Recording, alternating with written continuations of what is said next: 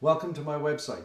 Thank you for taking the time to explore additional reasons why I would like to be your elected representative to the CCO Council in District 4. I've been a practicing chiropractor since 1984 when I graduated from CMCC.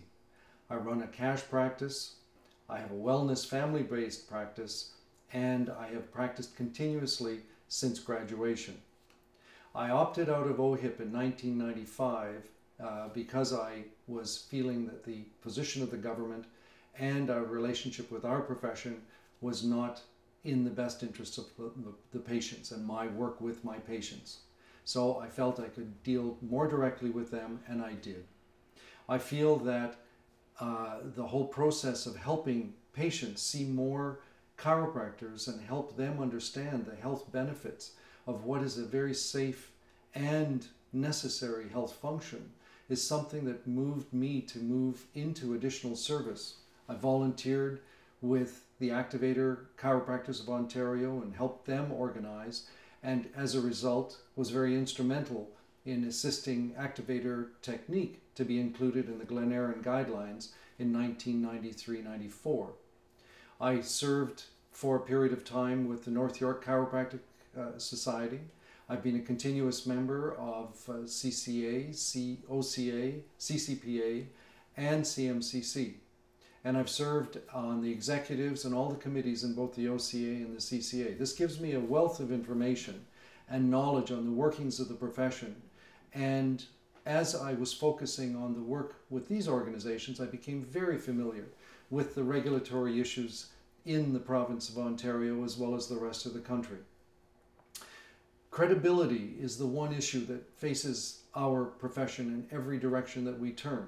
And if we don't have it, we don't get included in the various programs or different decision-making processes that surround us in healthcare every day and in every turn. Knowledge of regulatory issues is something that I have dealt with continuously for 15 years. And I am very cognizant of where the shortcomings are in terms of regulatory presence, not only within the province, but also nationally. Self-regulation is a privilege, it's not a right. And if we don't safeguard it and deal with all regulatory issues at the table in a manner that shows leadership, that is aggressive, that is something that puts us in the forefront of regulatory process, then if the government of the day decides that self-regulation is something that should be sacrificed for some other model, we could put up a very strong, good fight as to why it should not go in that direction. I think that the whole process of chiropractic care needs to be patient-centered. Doctor-centered practices tend to give us the kind of issues that lead us into regulatory quagmire and gives us difficulties. Patient satisfaction, patient interest in patient-centered care is what has given our profession the strength and the loyalty within the public that it does have. Transparency and accountability is something that the regulatory body has to have in order to maintain the credibility both within the profession as well as within the public in the province. Ongoing competence, what the province, the professionals need to keep doing in order to stay current and on top of what they do, is something that the college needs to ensure is front and center in their activity.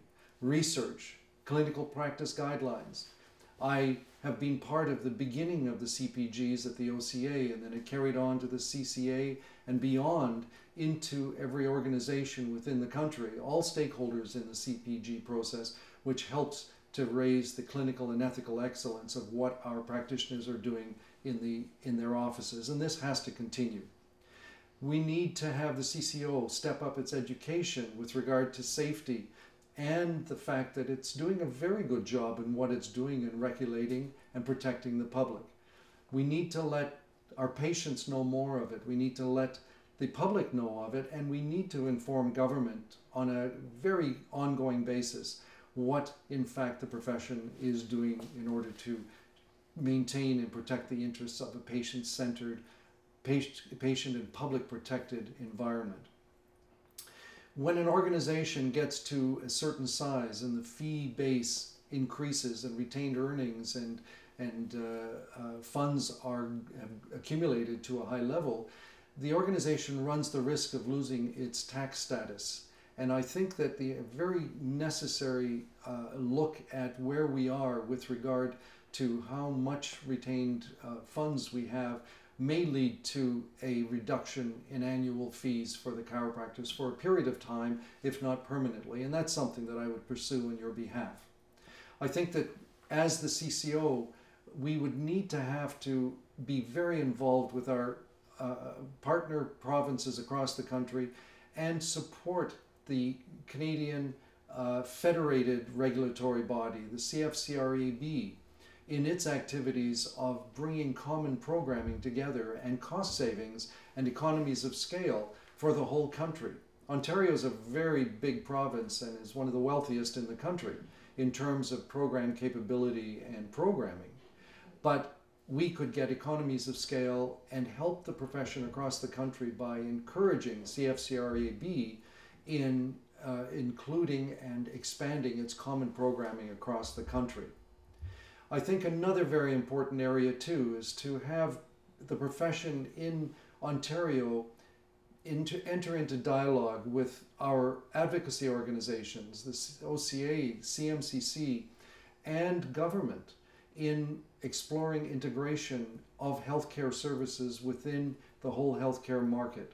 It appears that if we don't be part of the decision-making table where these kinds of discussions are taking place, then isolation and separation of the profession will continue. And I think CCO can play a very strong role in bringing that forward. I think too that it's very important for your elected official to maintain ongoing contact with you, the voting member, so that you know what's going on at the CCO council table all the way through the term of an elected official. I would commit to keeping that kind of contact with you. I would be open to hearing your concerns, your wishes to have items discussed, and do my best to bring these things forward and discuss them on your behalf at the table. And I think that it's important that you know that my election would not terminate with a vote, but I'd have an ongoing presence with you and be accessible to you. I think it's important too that when you are in the process of evaluating who should represent you, please evaluate experience, knowledge, and the whole process of what decision-making capability is brought to the table.